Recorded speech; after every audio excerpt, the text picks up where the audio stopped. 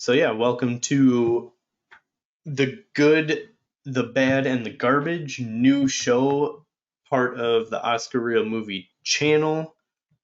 Today is our first episode, and since this week was Star Wars Day, then why not talk about the most infamous Star Wars content out there, and that's the Star Wars Holiday Special.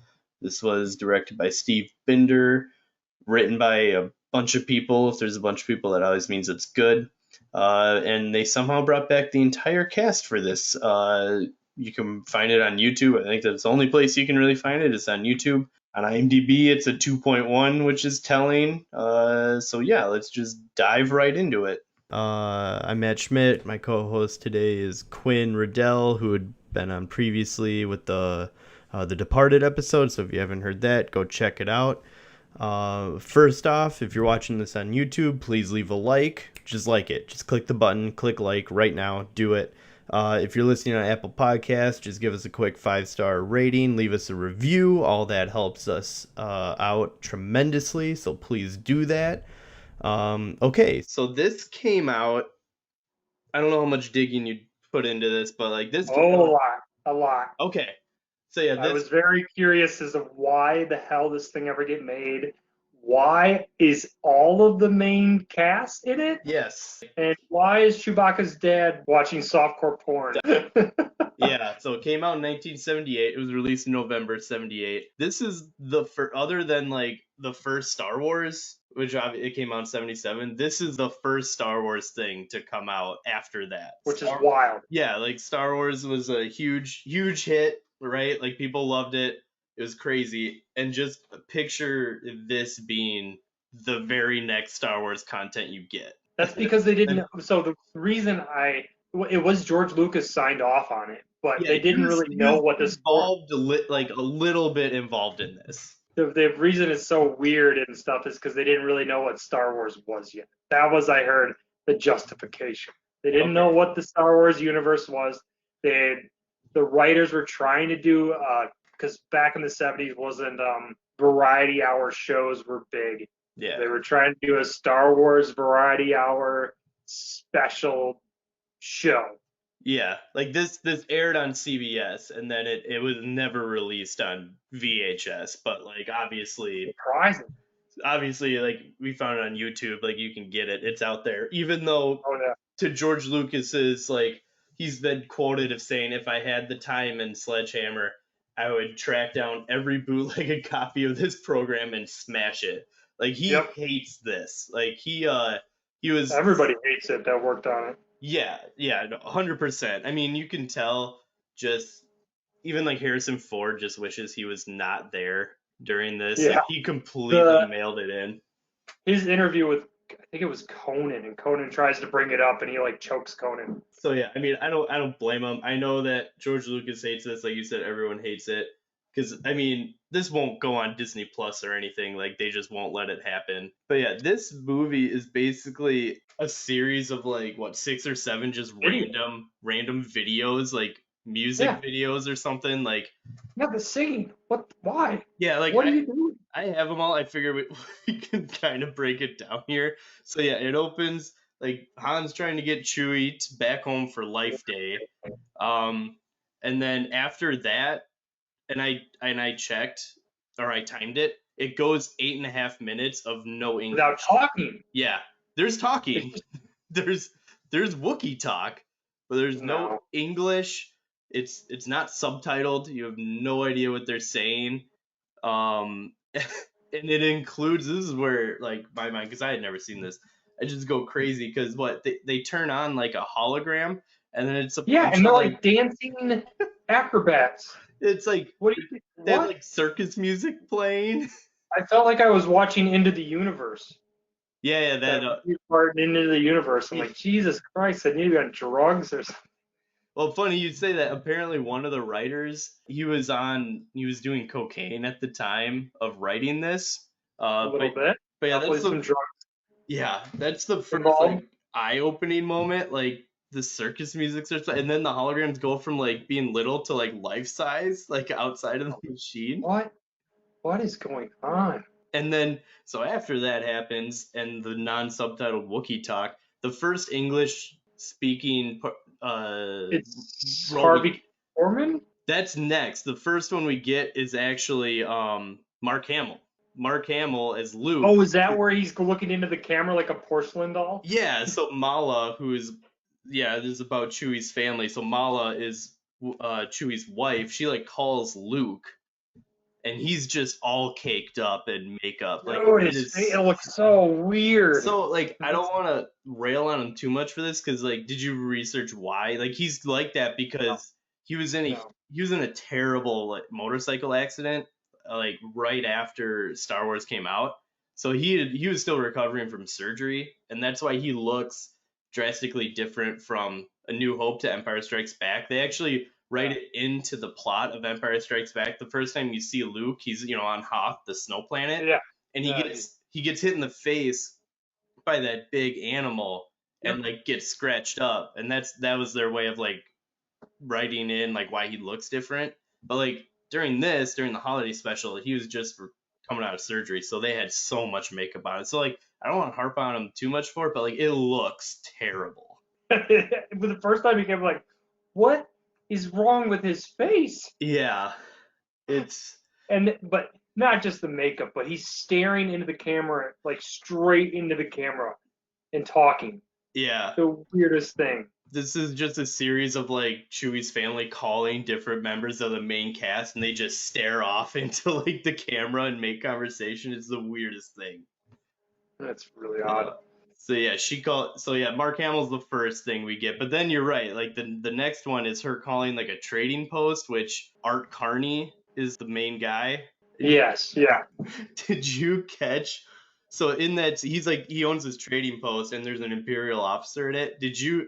It's the worst line, one of the worst lines in the movie when he's talking to Mala, and he's trying to talk to her in code. He's like, yeah, this little old lady is sending a package your way. Yeah, she made it herself. You'd say she made it by hand, solo. Oh no, I didn't catch that. It was made especially for you by a little old woman 4 planets away. She did it all by herself. In fact, you might say she did it by hand. Solo. Oh my god. It's it's so bad. Like let's just put the letter D at the end of Han. Okay, hand, solo. Yeah, okay, that's good code. No Imperial officer can ever I missed that. break that. I think I was still mesmerized by Mark's face. Yeah, it was just so bad. And then the next part was her like making dinner. You remember that? Yeah. Oh, who was she trying to be? The British baker lady. I think that was Julia she was. Childs. She do Yeah, like I think Julia Childs thing. it was supposed to be like the video was supposed to be like a Julia Childs. It's weird. Why is he purple? Why is he a cross dresser? And then 4 arms. Yeah.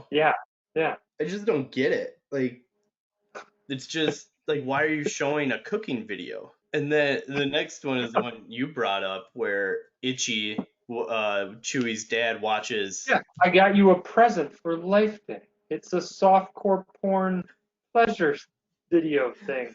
And let's sing, because nothing brings it home like a good musical number. It's kind of weird. Like, music is like oddly involved in like all these weird ass things. Like, other than the cooking one, like I know it isn't in all of them, but like the opening circus number, and then yeah, the Jefferson Airplane's random holographic. Yeah, that one.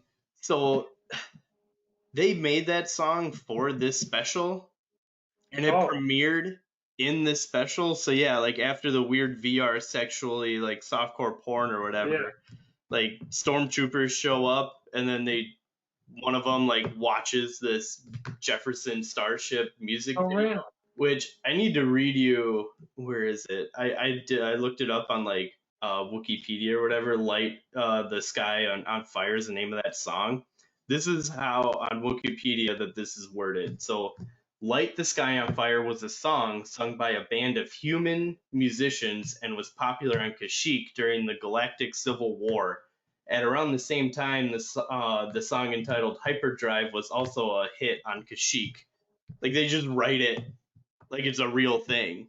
And then comes maybe the best part question mark of it, and it's the cartoon. Yeah, horrendous animations. So everybody looks like they're on drugs. They got a stroke. Luke's eyes looks like he's bugging out on cocaine, and then Han Solo looks like he's had a stroke.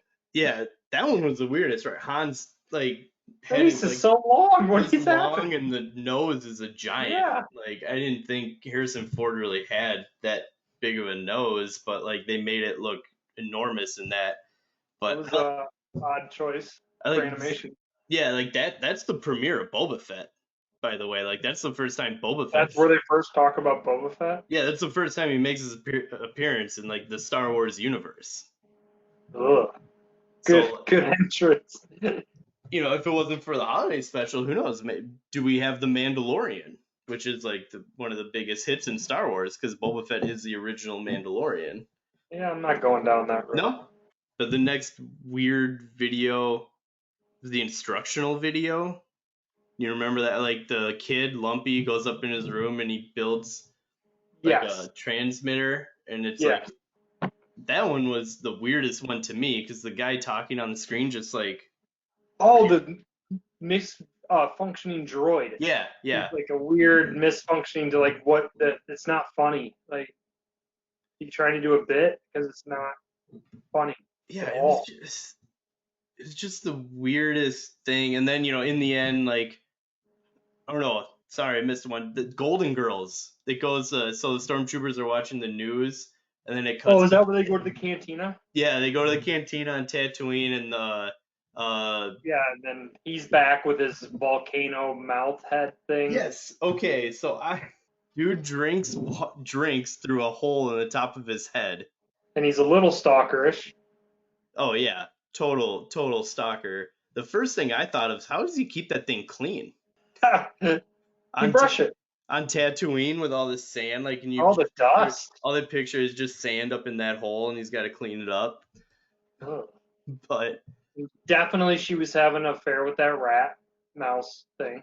and then in the end, you know, Han Solo shows up, and they save the day. Whatever, they do a final celebration, for Life Day where they he just throws a stormtrooper off the balcony. That was it. He like trips them, and that's it. And then they tosses the Good job, Han. You got him. And then Leia has a singing number at the end too, who she apparently. Well, you forgot the weird acid trippy part. And then they're like all walking into the orb. They're in their cloaks. And then now we're in this weird place, and there's a giant tree behind us, and Leia's gonna sing. The whole thing it didn't make sense to me. It's just a bunch of like just clips to videos that makes Random videos. So I don't know, like what digging did you do into this? I just wanted to run through like those like what happened ish in it, but like what I think don't even from know what what to I think got on this. was they were already in the works of doing the Empire Strike Back, but they didn't want it wasn't going to be out for another year or two, and they didn't want the Star Wars fever to die down.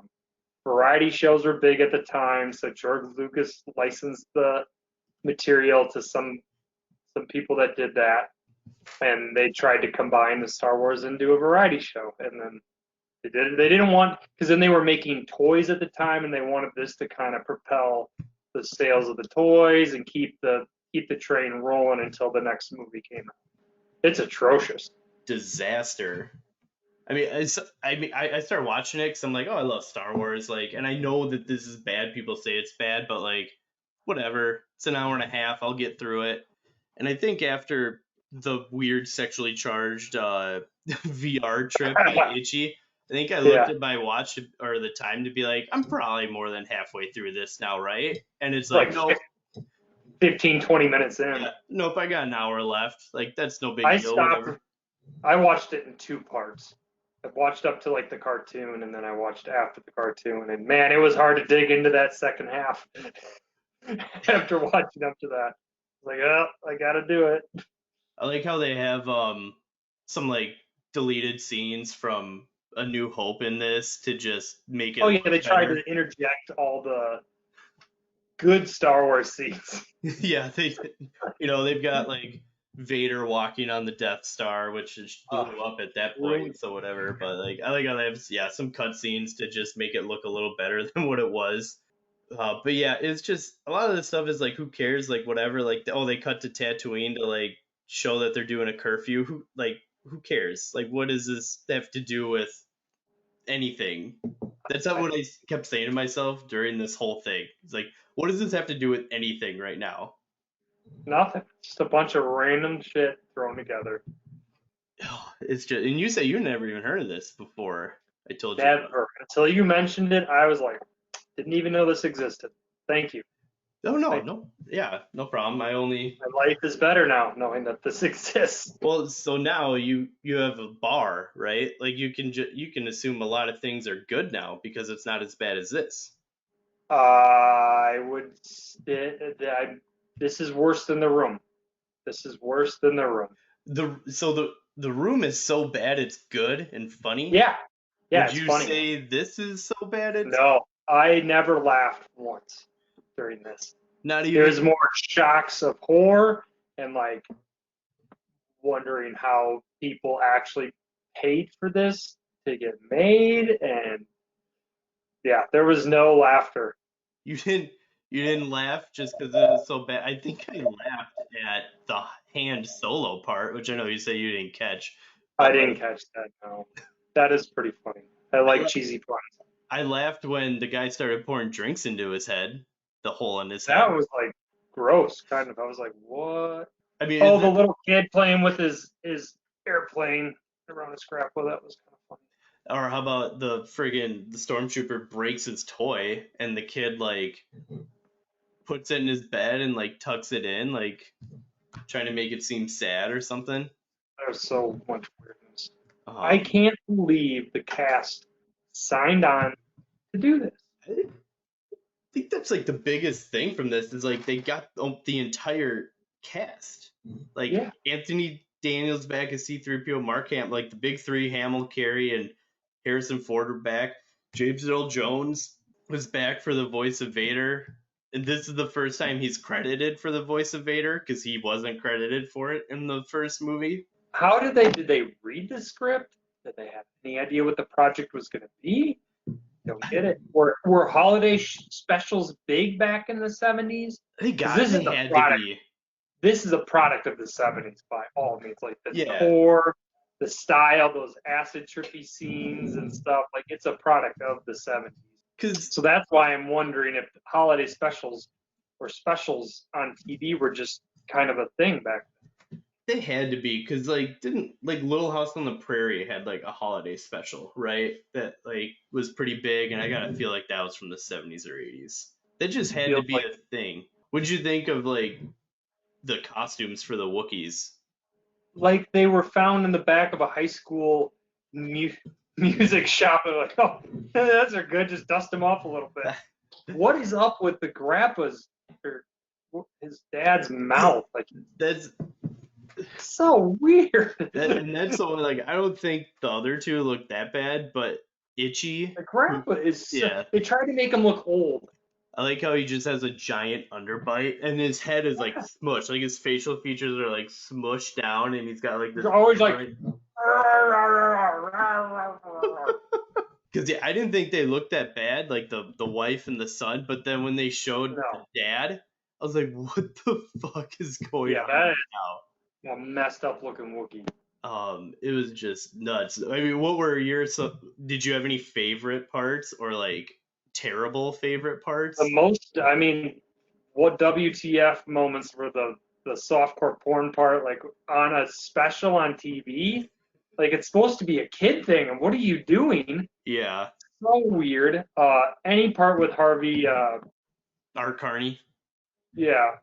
Like you have three different parts in this thing, three completely different characters, and they're all weird and don't make sense. Like, are they trying to play off his celebrity? Because I think he was an actor in the Mel Brooks movies, which were big at the time, like Blazing Saddles. I think he was the villain in Blazing Saddles. I don't remember if he was in Young Frankenstein too. But those were big movies back in the 70s, and I wonder if they were just using him as a cameo, like a celebrity, but it doesn't make sense because his characters in those movies were hilarious. Oh, okay. Yeah, no, I'm sorry. I said Art Carney. You're talking about Harvey Korman. My bad. Yeah, you're right. Corman, that's it. Yeah, I was trying to say Cartel, and I'm like that, or Keitel, and I'm like Harvey that's Keitel. not very different person. No, No, yeah. Harvey Korman. Yeah, he was in the Mel Brooks movies. So I didn't know if they were using him as some sort of celebrity, but they're terrible characters. And he plays 3 different characters, and they're all so different. Why? What are you doing? Yeah, that's right. He was, because I was thinking of Art Carney, who was like the trading post guy. But yeah, Harvey Korman, he was he was the chef. So he was like the purple like 4-handed guy. Chef, the broken droid, Yes. video thing, whatever, and then the creeper in the cantina. He was the dude with he was the creeper too. That's right. He was the guy pouring the fucking shit in his head. What's going on? Oh my god. Yeah, that must have been the star power they were bringing to this, I guess. I don't know, but it's just, this thing is a mess. The animation in the cartoon, actually, you probably didn't know this, but they made a show in the 80s called Droids, where it was an animated show, and it just starred C-3PO and R2-D2. The animation from like the holiday special, reminded me of that, so I wonder if they pulled anything from that at all. But the animations are, I mean, I know it's the 70s. I would say I didn't think it was that bad for the set, other than Harrison Ford's head being like twice as long as it should be and his nose being 4 times as big as it should be. I didn't think the animation was that bad, but it was just like, it's just a 10-minute cartoon in the middle of this holiday special. I don't know what it's so random. I'm like, you're not Quentin Tarantino. You cannot just throw random cartoons to tell backstories. Yeah, no, not Quentin Tarantino at all. So yeah, I'm just trying to see if there's any other trivia here. I like how on the poster it says Luke Skywalker and Han Solo battle evil Imperial forces. Yeah, more like Luke Skywalker doesn't do any fighting and is only in a few scenes. Han Solo is also barely in this movie, and the only fighting he does is accidentally trip a stormtrooper. So the cantina scene, that took an entire day to shoot. So everyone in those costumes started passing out due to lack of oxygen. So they started having to put like oxygen tanks. Can we talk about how all their masks look terrible? They all look like you got them at a secondhand Halloween store. Yeah, well, it's tough because they probably didn't look good in the original movie, but you only see them for like 2 seconds, and they're like in the dark, so they don't look as bad. But in this, they're like hold on their faces, and I'm like, you can see the line. It looks so bad. Yeah, well, that's the problem. Like in this, you having them like turn around and move around instead of just standing in like the corner or one spot. And yeah, I don't blame George Lucas for wanting to like destroy this in every way. Like I'm happy I've seen it to just say I have, but I never want to see this like ever again. Well, thanks to you, I know it exists and I have seen it. So yeah, you're welcome. Sure enough, there are only. I can't say that I've enjoyed more than just the first. I liked the Clone Wars, the prequels. I thought they were all very good. Even Jar Jar Binks is it. I don't care what you say. I think Darth Maul is a badass villain and deserves more respect. Darth Maul is awesome, but I think he's awesome because of the TV show. Because he shows up in the animated TV shows. Or the Clone Wars, is that what it's called? Yeah, like it just ended yesterday, Star Wars Day. That was the series finale of Clone Wars, which Maul is in. Like I think the shows make him better, but I think Attack of the Clones is like the worst. Well, not anymore because I've seen the holiday special, but the worst movie out of all the Star Wars. The Jar Jar Binks one? No, that's the Phantom Menace, like the second one, Attack of the Clones, where Dooku. Oh, with General Grievous? The third one. So the one in between. He's in the third one. Yeah. What's in the second one? How come I don't remember that? Is that where Yoda battles what's his name? Count Dooku. Count Dooku. Yeah, that's it. And they all end up in that like gladiatorial arena at the end of it. Yes. Yeah. That one's a mess to me. I don't like that one at all. I think the animated show Clone Wars makes those movies better because you get a lot more like in between stuff because the show takes place between episode 2 and 3, so you get a lot more content in there, so it makes makes it a little better, I think. But yeah, I don't know if we're just starting to talk about other Star Wars thing other than this holiday special. I guess the last thing for me, the only other time that Life Day is referenced in any live action Star Wars thing is actually The Mandalorian, which is hilarious. They talk about it in The They have Mandalorian. like one line in the very first episode of The Mandalorian. He's a bounty hunter, and he kidnaps someone, and when he has them like trapped in his ship, that character makes a reference to Life Day. He says something like, "Oh, happy Life Day," or like, "Oh, I hope you have a nice life." Like they make a quick reference. That's the only time in a live action Star Wars. That's kind of funny. That's funnier than the whole holiday special. It's hilarious because Dave Filoni, who created the animated show that just ended, he's involved in The Mandalorian along with Jon Favreau, who is in a bunch of stuff.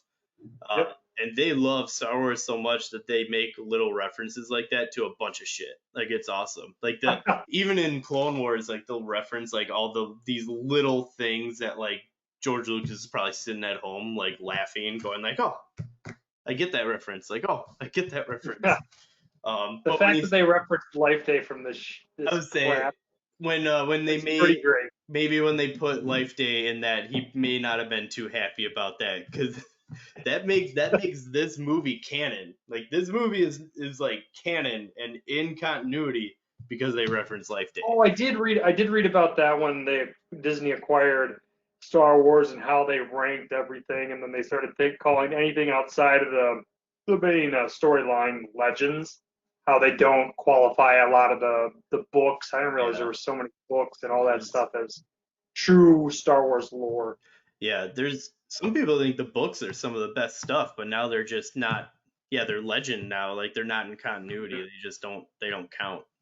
And it's just crazy the detail that George Lucas puts into like the characters that don't matter. You know, like everyone has a name. Like in Return of the Jedi, you know, that little rat thing that like Jabba has all the time. Like that, he has a name and he has a species and a backstory and everything. His name is Salacious B. Crumb. Like George Lucas did that. He put the effort in to like give all these things names. My guess is George Lucas was a lonely child. Didn't have a lot of friends. That's just a guess. He had plenty of friends, and they're all characters in Star Wars now.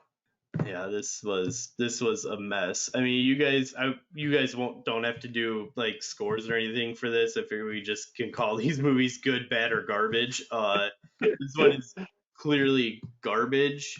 Oh, this is on the garbage category for sure. This would be a good one to start out with because it's the definition of garbage, and also yesterday was Star Wars Day, so you know it'd be nice to put out a Star Wars. Very much a garbage movie. There's no redeeming qualities to it. Like some bad movies are funny.